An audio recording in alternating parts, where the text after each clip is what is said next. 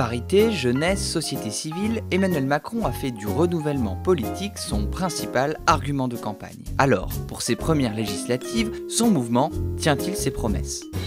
Pour le savoir, Le Monde a épluché la liste des 524 candidats La République En Marche. Et il y a d'abord quelques bons points.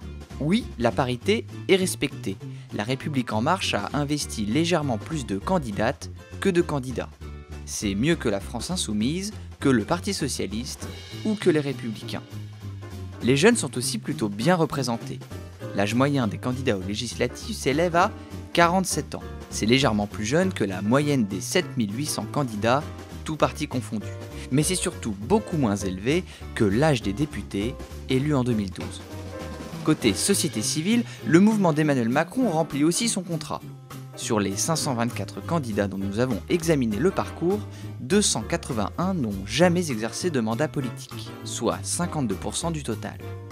Mais les candidats macroniens sont-ils pour autant un reflet fidèle de la société française? Réponse, loin de là. Certes, on croise ici et là quelques profils originaux, la torera Maria Sarah, le mathématicien Cédric Villani.